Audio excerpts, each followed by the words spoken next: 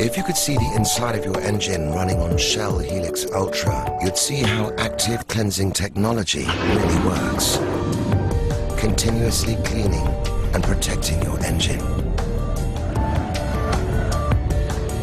Shell Helix Ultra with active cleansing technology. Performance you can see. What we did in the past was to establish a cleansing platform as the main strategy and the main drive for Helix positioning. We are moving from the cut car campaign and showing even better how the oil works inside the engine.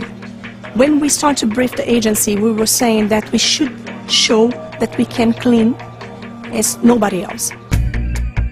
We thought if you could see the oil inside your engine, what would it look like if it was using Shell Helix Ultra?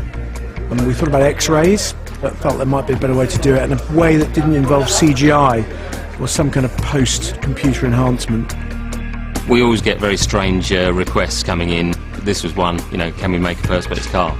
Of course we can do anything, given the time and the budget.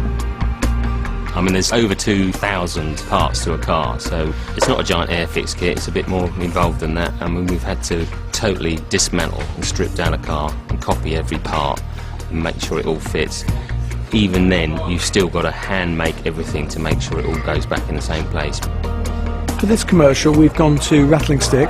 They've got some fantastic directors, and Ivan Bird is one of those. The others tended to get a little bit absorbed in the idea that we were going to make and photograph a glass car, and that was the story. Ivan got excited about the fact that that was only the start of the story, and the real story was putting oil into the engine and making the oil in the engine experience not the product bit that you have to fit in, but to actually be the central spine of the story. The engine is twice the size of the real engine.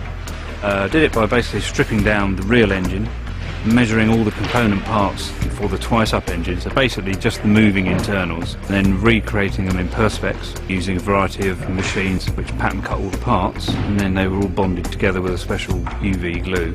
Because it's all Perspex running on Perspex, it has to be reasonably precise, but just with enough place so it doesn't all seize up. Most people think the oil just sits in the bottom sump and then just splashes around an engine, but what you'll see the oil move through the very fine oil ways into the bearings, and it's these oil ways that we believe are critical to keep them clean, to allow the oil to flow to the contacts in the engine, to keep the engine performing how the engine designer intended it to.